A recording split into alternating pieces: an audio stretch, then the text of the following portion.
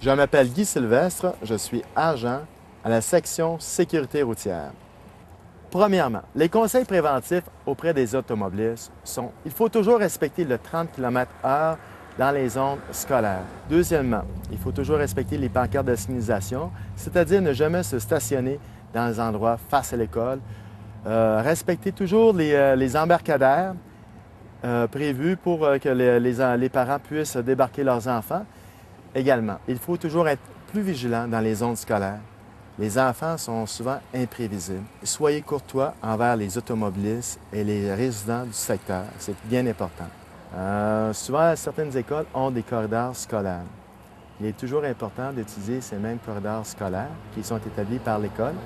S'il n'y en a pas, il est toujours préférable de recommander à ce que le parent qui accompagne pour une première fois son enfant à l'école utilise un parcours qui va être sécuritaire pour leur enfant. L'enfant aussi va devoir toujours respecter ce même corridor, ce même trajet scolaire régulièrement. Et puis, de ne pas le changer. Ça, c'est bien important. Lorsque l'enfant va devoir traverser des différentes intersections, il est bien important de toujours faire les traversées de façon à ce que, lorsqu'on traverse, de s'assurer qu'il n'y ait aucun véhicule à gauche, à droite, et on revérifie par la suite à gauche. Lorsqu'on traverse une rue, il faut toujours la traverser en ligne droite et en empruntant toujours le plus court chemin pour se rendre du côté opposé de la rue. Lorsqu'il y a une traverse piétonnière, il faut à tout prix utiliser la traverse piétonnière. Et puis, lorsqu'il y a un trottoir, on marche sur le trottoir. Et lorsqu'il n'y a pas de trottoir, il faut toujours marcher dans la rue, sens contraire à la circulation, afin de pouvoir voir les automobilistes. De plus, un autre petit conseil qui me vient à l'esprit, ne jamais traverser entre les voitures. Il faut toujours s'assurer de pouvoir avoir un large champ visuel pour voir s'il y a des voitures qui viennent de loin, et ça afin d'assurer sa sécurité. Voici maintenant les conseils pour les étudiants qui attendent l'autobus pour le transport scolaire. Premièrement, on ne doit jamais attendre l'autobus dans la rue. Il faut toujours l'attendre sur le trottoir ou sur le terrain. Lorsque l'autobus arrive et lorsqu'elle est immobilisée et que les signaux d'autobus sont en fonction, c'est à partir de ce moment-là qu'on se doit de monter dans l'autobus. Il faut monter dans l'autobus à la file indienne.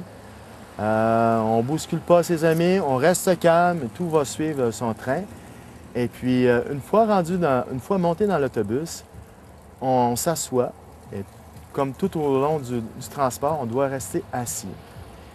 On laisse toujours le parcours, l'allée centrale libre de tout objet. Lorsque l'autobus est rendu à destination et qu'elle est immobilisée, c'est à partir de ce moment qu'on peut se lever du siège.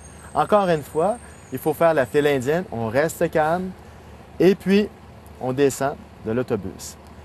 Une fois à l'extérieur de l'autobus, et si on doit traverser la rue, on doit compter approximativement 5 pas. On fait 5 pas à l'avant de l'autobus afin de s'assurer que le conducteur nous est toujours en visuel. C'est bien important. Il ne faut jamais être trop près de l'autobus. Et on attend le signal du conducteur pour traverser la rue. Lors du transport, il faut toujours respecter les consignes du chauffeur et ne pas le distraire. Okay? Tout ça pour assurer sa concentration et aussi notre sécurité dans l'autobus. Maintenant, je vais vous laisser mon confrère qui va vous parler des infractions reliées au Code de sécurité routière.